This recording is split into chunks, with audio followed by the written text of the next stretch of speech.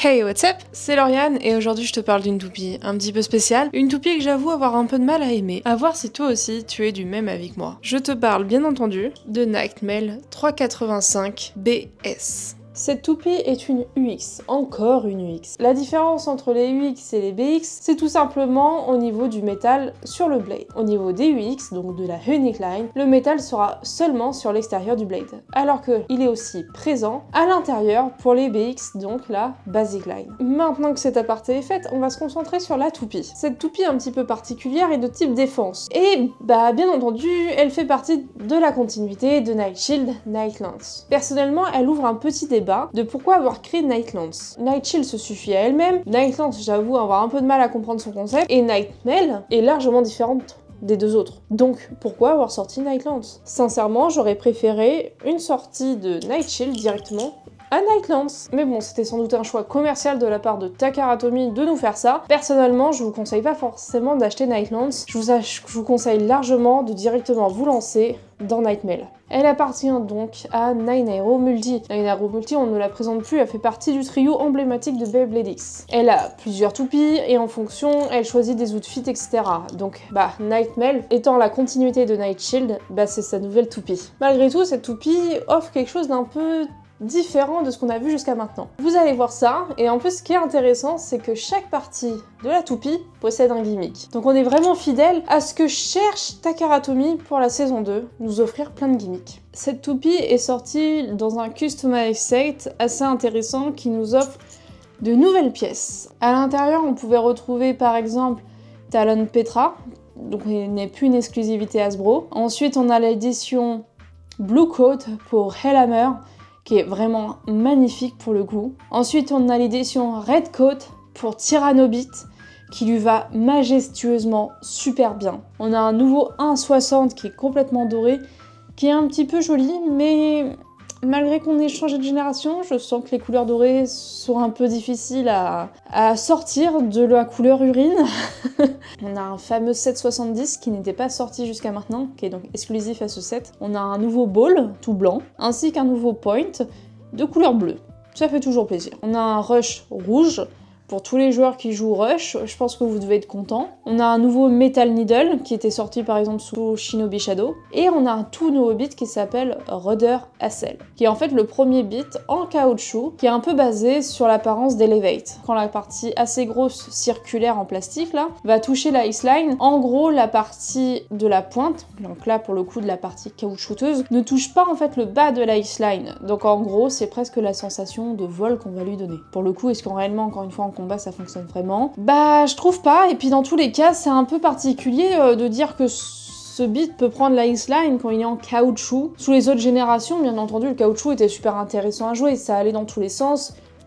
On pense tous à Galaxy Pegasus, Storm Pegasus, voilà, qui avait vraiment des pointes en caoutchouc super intéressantes. Sous Beyblade X, le slop est beaucoup trop prononcé pour réussir que ce genre de beat aille vers la X-Line. Et encore, il va prendre la X-Line une fois ou une demi-fois avant de perdre totalement son endurance. Personnellement, Rudder Hassel, je suis pas du tout convaincue pour le coup, et de toute façon ça correspond pas à mon style de jeu, donc je compte pas du tout le jouer. Pour tous les gens qui espéraient vraiment des beats en caoutchouc, je pense que vous devez être un petit peu déçus. Le Blade Nightmail. C'est un Blade un petit peu particulier. Déjà, d'un point de vue design, c'est sans doute le plus vulgaire de ce que j'ai vu jusqu'à maintenant. J'ai un peu de mal à l'apprécier, il ressemble à rien, on va pas se mentir. Au niveau du Blade, nous avons un premier gimmick. C'est un gimmick à roulement à billes. Donc c'est un truc assez spécifique qu'on a déjà vu. C'était pas grandement installé sous Beyblade Burst, mais on l'a vu un petit peu. Ce système de billes. On l'avait vu aussi un peu sous Metal Fight, mais voilà, encore une fois, c'était pas quelque chose de très commun. En gros, pour faire simple, quand la toupie est à pleine vitesse, les billes sont censées aller le plus vers l'extérieur, et ensuite, à la fin de rotation, aller le plus vers l'intérieur. Ce qui va permettre à la toupie tout simplement d'optimiser son endurance et surtout sa stabilité. En augmentant le poids vers l'extérieur lors du début de combat, forcément les impacts seront un peu plus lourds, donc plus intéressants. Et comme elle va perdre plus vite en endurance, les billes vont revenir à l'intérieur et lui permettre de maximiser ses chances de gagner en spin steal. Là, pour le coup, avec Nightmail, c'est un petit peu différent, puisqu'en fait, ce roulement à billes est de manière verticale. Donc on pourrait se dire, que ça fonctionne de la même manière. Sur des petits formats comme ça, est-ce que réellement ça a son importance? J'ai un peu de mal, j'avoue, à comprendre si oui ou non c'est réellement efficace. J'entends lors des combats que les billes retombent, ça oui on l'entend, puisque là, de manière verticale, ça s'entend beaucoup plus que de manière horizontale. Mais est-ce que réellement, ça va changer quelque chose à la toupie? Je pourrais pas vous dire. Passons au ratchet très intéressant, 3,85. 3,85 est très différent de ce qu'on nous a sorti jusqu'à maintenant. Le système d'accroche est radicalement différent. D'habitude, on a un système un petit peu rectangulaire, on va dire ça grossièrement, et là, on a tout simplement un rond à la place. Ce qui fait que l'accroche au niveau du blade se fait totalement différemment. C'est presque dérangeant, j'ai envie de dire. Mais à la fois, c'est intéressant pour une et seule bonne raison. En gros, ce modèle-là de 85, à ce jour, est le seul à être disponible. Jusqu'à maintenant, la hauteur maximum était de 80. Aujourd'hui, c'est 85. Et j'ai bon espoir que ça aille jusqu'à 90. Normalement, des rumeurs que j'avais entendues, ça pouvait même descendre jusqu'à 50. Donc, est-ce que les futurs modèles un peu plus élevés vont être basés sur le même modèle que 85? Ça peut être une idée. En gros, ce système, assez différent au niveau de l'accrochage de la toupie, c'est fait pour diminuer le taux de burst. D'habitude, au sein du ratchet, il y a deux petites barres blanches qui viennent se gripper au bit. En fonction du bit choisi, donc de type attaque ou de type défense par exemple, le taux de burst sera complètement différent. En fonction de la puissance d'impact, ça va burst plus ou moins rapidement. Là pour le coup, on joue en 85. Normalement, cette diminution de burst pour les types attaque est complètement caduque. Ce qui fait que c'est censé remettre à zéro tous les niveaux de burst quand on utilise 85. Je pense que oui, ça peut fonctionner. Mais à la fois, ça serait compliqué de le faire fonctionner. Dans le sens où actuellement dans la méta, c'est très compliqué de jouer des hauteurs de 80 déjà. Donc jouer la carte du 85, c'est très risqué. Faut vraiment bien choisir son combo pour éviter de tomber justement dans une défaite trop rapide.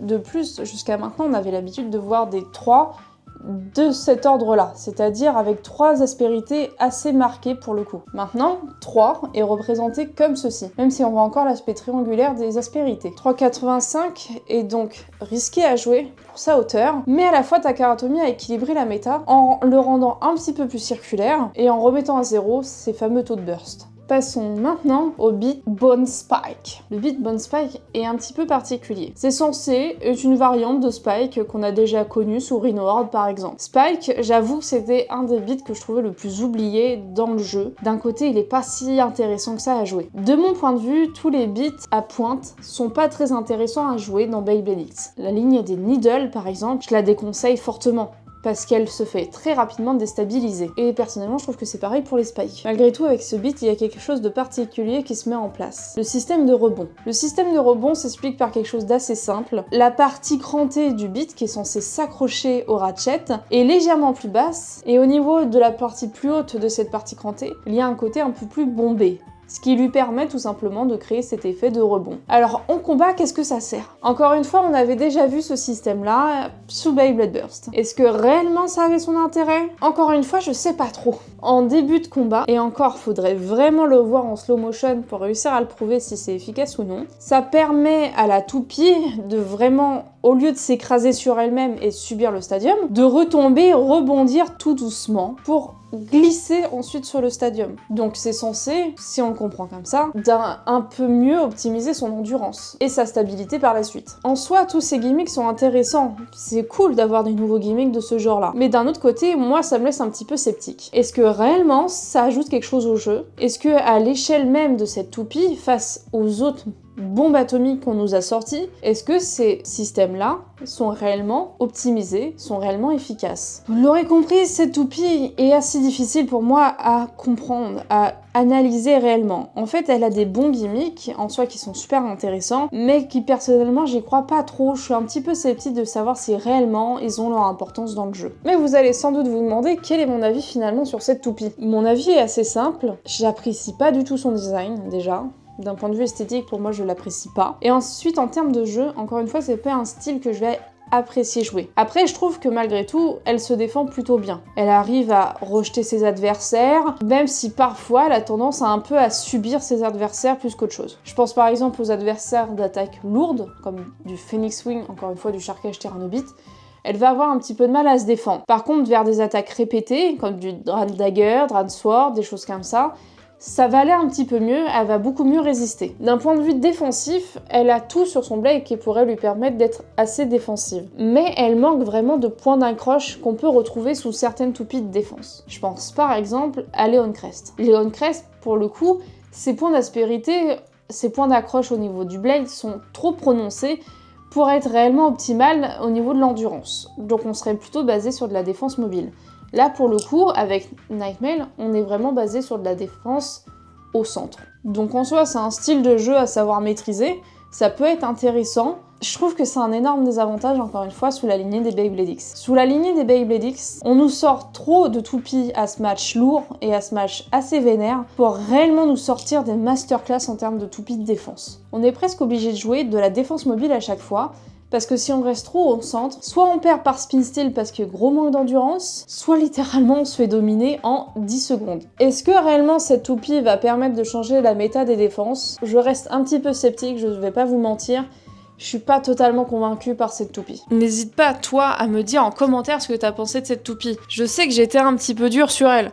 Je sais que, voilà, mon avis peut être totalement contraire de la plupart des youtubeurs Beyblade, et ainsi que de nombreux joueurs de compétition, je l'admets. Mais je devais être honnête avec toi sur ce qu'est-ce que réellement je pensais de cette toupie. En soi, la méta Beyblade X est vraiment très particulière et très différente de ce qu'on nous a sorti jusqu'à maintenant. Donc j'aurais tendance à dire, malheureusement, les toupies de type défense et endurance ont très vite tendance à passer à la trappe. On le voit avec certaines toupies, je pense par exemple à Black Shell, qui sont vraiment pas à la hauteur comparé à ce qu'on nous sort à côté en termes d'équilibre et d'attaque. Néanmoins, la prochaine fois, on va parler d'une toupie d'équilibre, et pour une fois d'une basic line.